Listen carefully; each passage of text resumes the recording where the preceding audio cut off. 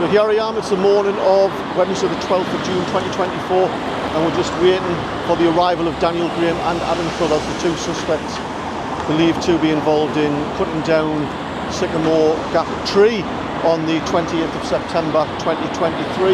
It's about 9:30, 9:35 in the morning now. You can see the press behind us. Everybody's waiting to get a shot of these two lads arriving. Last time I believe they got dropped off in a white Range Rover and they had masks on so you couldn't see their identity. So I'm hoping when they arrive to actually get in the court to see the proceedings and to report back to you as to what went on. So get back to you shortly. Now somebody has just arrived at Crown Court there on his own with his face concealed. He had a black jacket, hoodie on and navy blue trousers on. I don't know if it's him, if he's involved in the pair, but there's a lot of activity with the cameramen here getting some shots, so we'll find out. So we're not sure if Daniel Graham has actually arrived. It's about 10 past 10 now, so I'm going to try and get into the public gallery to see what's going on. In the meantime, let's go back to Sycamore Gap and remind everybody about how this particular case has unfolded. So here I am, this is Sycamore Gap behind me, and the tree is situated just a few feet in front of Hadrians Wall. Now if you didn't know, Hadrians Wall was built about 1900 years ago, over 6 years, and it's a UNESCO World Heritage Site of global importance, significance and preservation. But not only that, thousands of walkers take the trip to walk the entirety of Hadrians Wall every year, about 86 miles of it. The local economy relies heavily on the tourism to this area as well. I myself have done the section of walk back on the 31st of March 3 years ago and did a video about it. You can check it out. I'll leave a link at the end of this video. But not only that, it's also a place where many people have laid the ashes of their loved ones over the years, where many people have made proposals.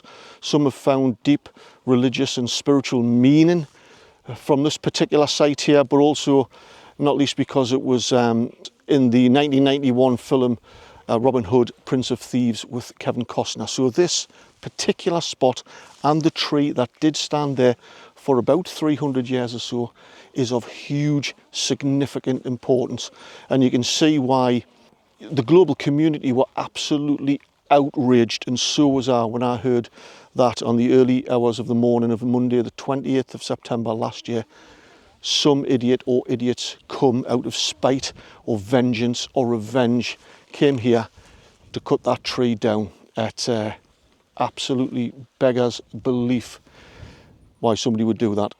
So sometime in the early hours of Monday the 28th of September 2023, somebody or persons have come here in darkness, lumping a huge chainsaw, and for whatever motive decided to cut the thing down.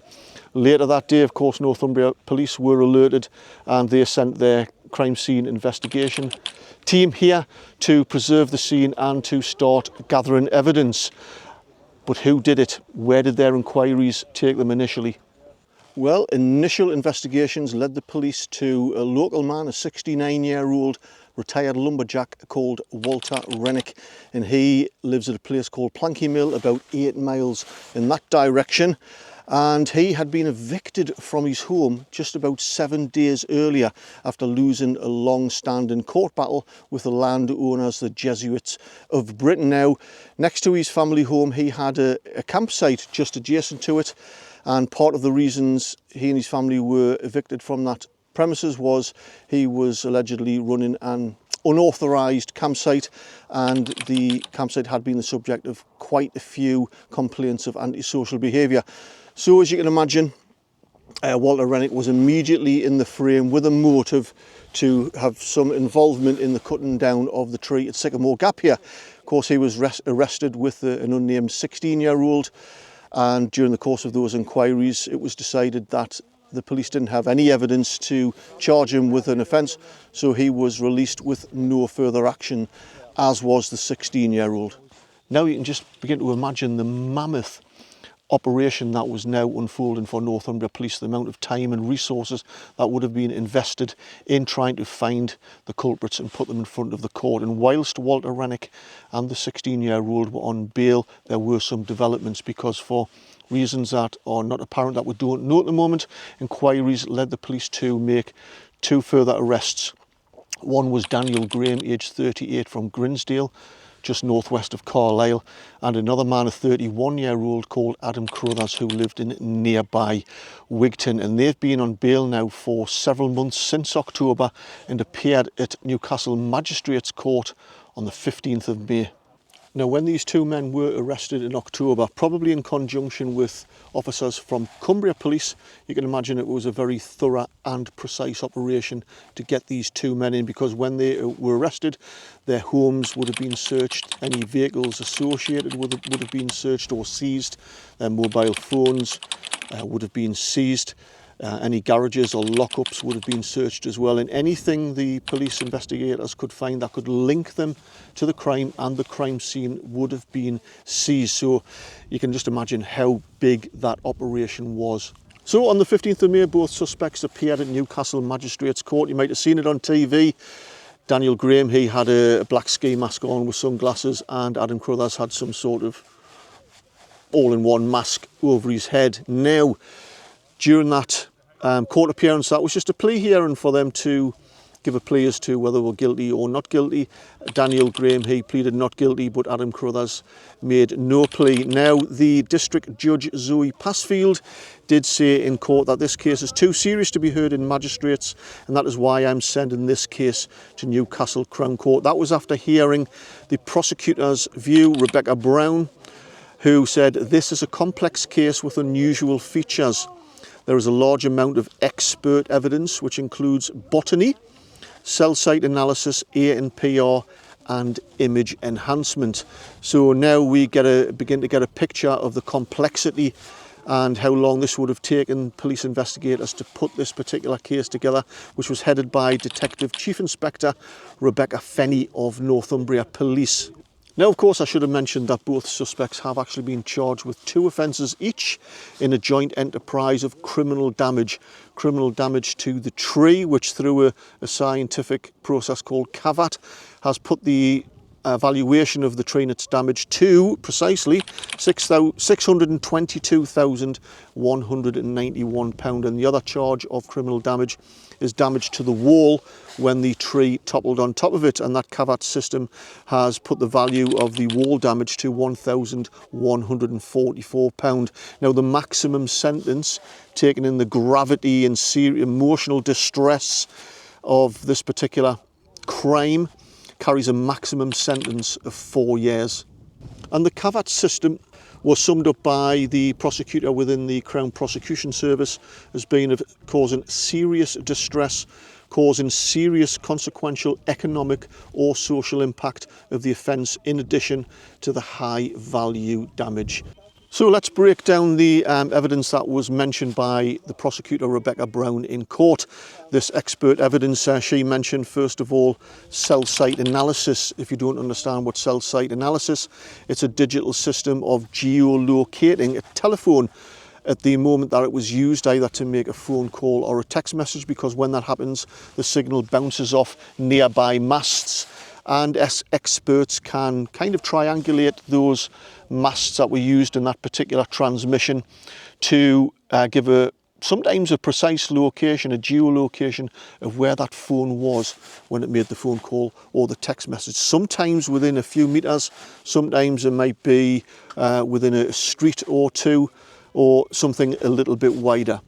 The next thing she mentioned was ANPR, the Automatic Number Plate Recognition Scheme. There are cameras all over the UK dotted around our main roads and trunk roads and motorways to capture registration evidence, and if the police feel the need to find out where a particular vehicle was in the course of an inquiry or investigation, they can go onto their computer systems, tap in the registration and find out when it passed a particular camera at a particular time at a particular location. So it seems that this ANPR system has also been used as part of the investigation by the police.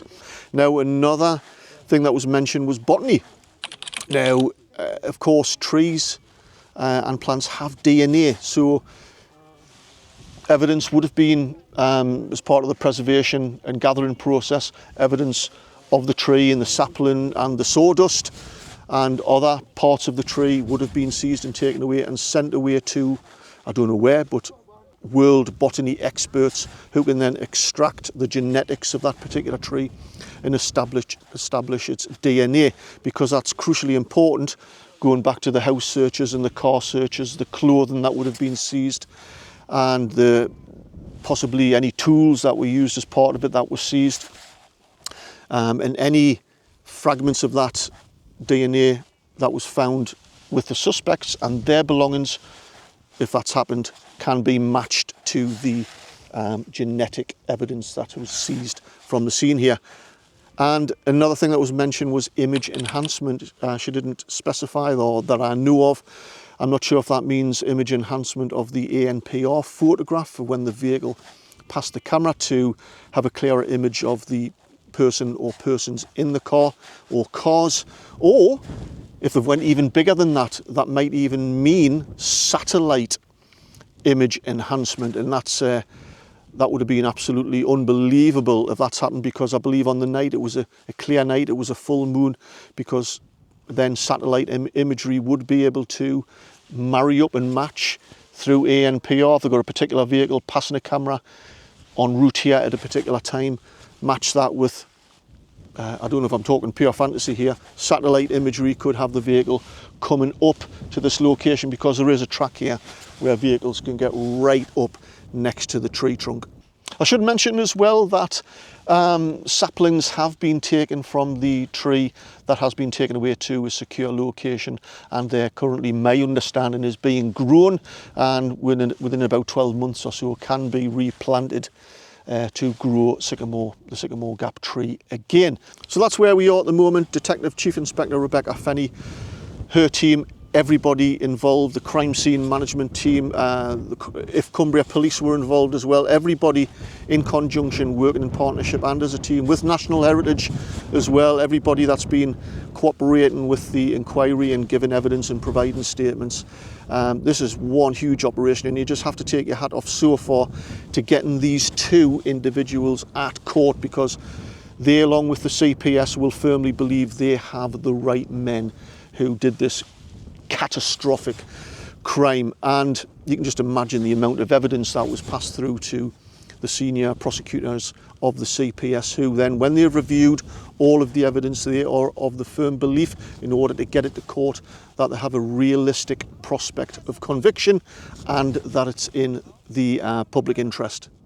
So there we have it. I hope that made sense, this very complex case, and how it's, in broad terms, how it's unfolding. I'm here, of course, at Newcastle Crown Court. The plea hearing has already happened. I can give you a couple of updates. Only Adam Carruthers actually arrived at court here this morning. I've heard on the grapevine that Daniel Green has been arrested on an unrelated matter, so didn't actually appear at Crown Court today. And initial trial date has been set for December the 3rd. Now I just want to make a correction from what I said earlier on in the video about the maximum sentence. I was actually chatting to a Crown Court barrister inside there, and she's informed me that because of the aggravating factors, and if vengeance is part of a motive for this particular offence, it could be a maximum jail time of up to 10 years.